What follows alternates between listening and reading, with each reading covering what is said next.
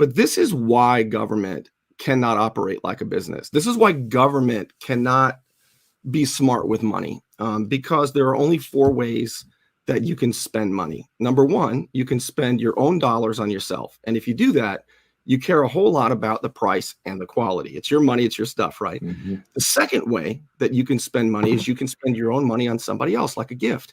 And if you do that, you care a lot about the price, but not as much about the quality. It's not your stuff. Mm-hmm. The third way that you can spend money is you can spend somebody else's money on you, like an expense account, like when I was in the Air Force. And I'd find myself in a nice restaurant, Bill, eating the best steaks because I cared about the quality, but the cost didn't matter to me. There's a fourth way and a final way that you can spend money. You can spend somebody else's money on somebody else. And when you do that, there's no natural constraint for price or for good quality. And that's what government does by its very nature. And so it's hard, and I know you can't advocate for this, but it's hard for people who have been hurt so much this year to think that any more money should go into government that already has some pots full and some pots not so full.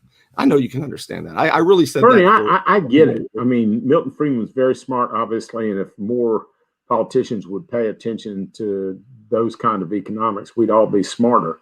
But you know, I did not ask for Washington, D.C. to send me $26 million to spend on what they think we need. They don't ask us what we need. They don't ask us how we should spend it. They just send directions to us and tell us what we've got to do.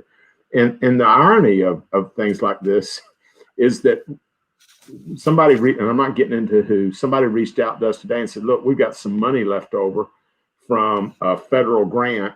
Do you want to use it? I mean, that's the world we live in, Bernie. And it just blows my mind when these kind of things happen. And they're printing money crazy in Tallahassee right now, but I mean, in Washington right now. Yeah. But Bernie, the bottom line is this. And look, I know people hate taxes. I do. I get it. But our employees have always been there when we needed them. They came back to work immediately after the hurricane. Within 4 weeks, they were back working, doing everything we asked them to do. They started school. We started in August. We are still getting calls. My assistant gets probably 2 or 3 calls a day from a company, different companies, wanting to help us reopen schools. When they find out we've been open since August, it just blows their mind.